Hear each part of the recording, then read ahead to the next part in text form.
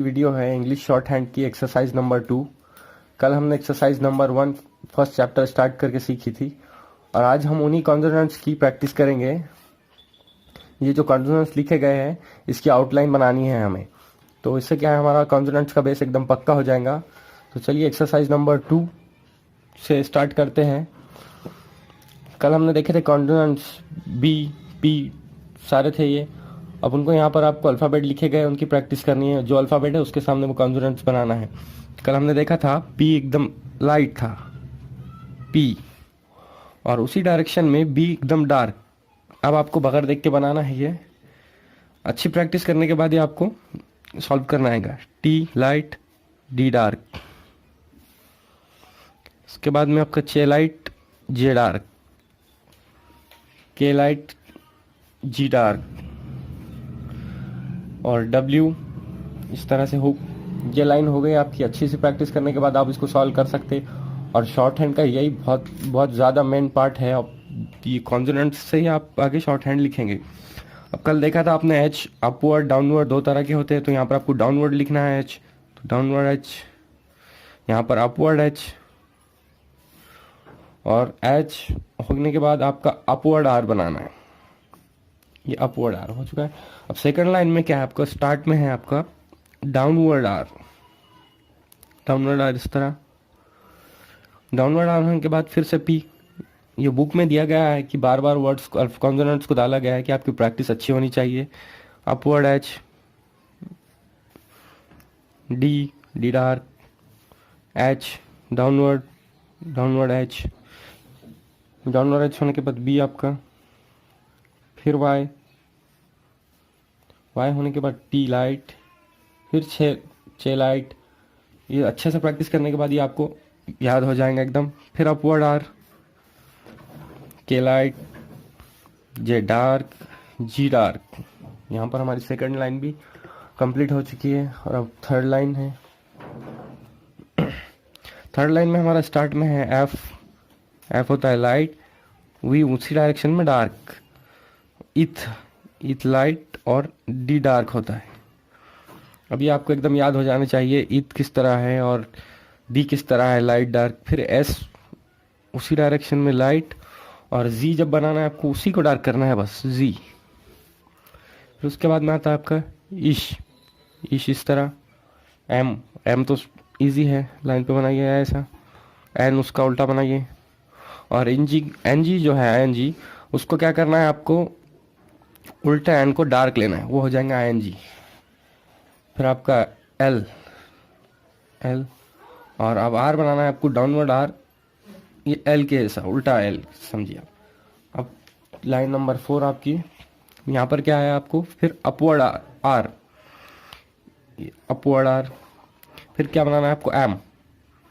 ये बुक में एक्सरसाइज इस तरह दी गई है कि आप अच्छी प्रैक्टिस करने के बाद बिल्कुल आसानी से इसको सॉल्व कर सकते हैं। फिर एम के बाद आपका आता है एल, एल के बाद आता है आपका वी, वी को लेना होता है डार्क। फिर आपका है इथ, इथ होता है लाइट। फिर एन जी, ये होता है डार्क। फिर एस, एस है आपका लाइट।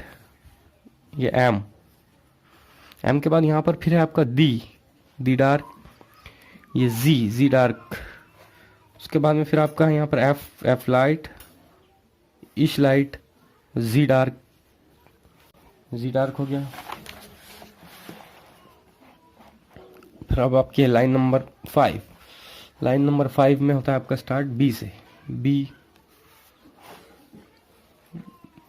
इथ, upward R, upward R, M, फिर आपका डी, फिर जे डार्क, फिर अपवर्ड आर लेना है आपको। इसके बाद में आपका S, sorry right right, S, S के बाद आपको बनाना है एन, फिर इश, इसके बाद जी डार्क, फिर टी बनाना है टी लाइट, जी, जी डार्क। फिर आपकी आती है लाइन नंबर 6। लाइन नंबर 6 होती है स्टार्ट पी से, पी बनता है लाइट, जी, जी डार्क, एच डाउनवर्ड एच, ये डाउनवर्ड एच। तो उसके बाद में एफ आपका एफ लाइट, डब्ल्यू, डब्ल्यू के बाद आपका चे, चे के बाद अपवर्ड एच, अपवर्ड एच के बाद जी डार्क बनाना है हमेशा, फिर वाई,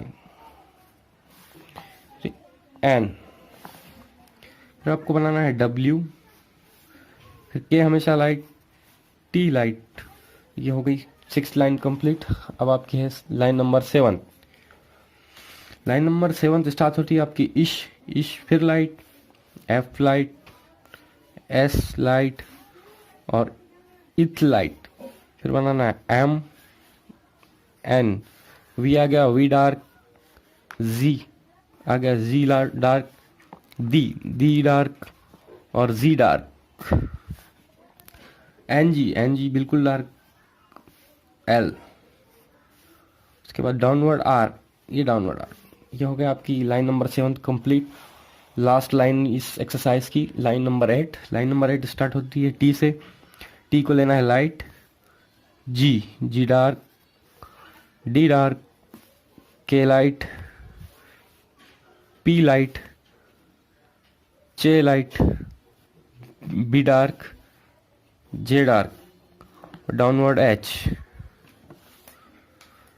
अपवर्ड एच होने के बाद फिर डब्ल्यू, वाई, लास्ट और फाइनल वर्ड अपवर्ड आर। यहाँ पर हमारी एक्सरसाइज हो चुकी है कंप्लीट, एक्सरसाइज नंबर 2। और हमने जो फर्स्ट एक्सरसाइज और सेकंड एक्सरसाइज में देखा था कि चे और आर, अपवर्ड आर, जो दो कॉन्सोनेंट्स है जिनकी डायरेक्शन सिमिलर है, इसमें आप कंफ्यूज ना हो, ताकि हम यहाँ पर आपको समझा देते हैं। चे और अपवर्ड आर, इन दोनों की डायरेक्शन में डिफरेंस क्या होता है कि ऑलमोस्ट सेम ही बनते हैं, सिमिलर है।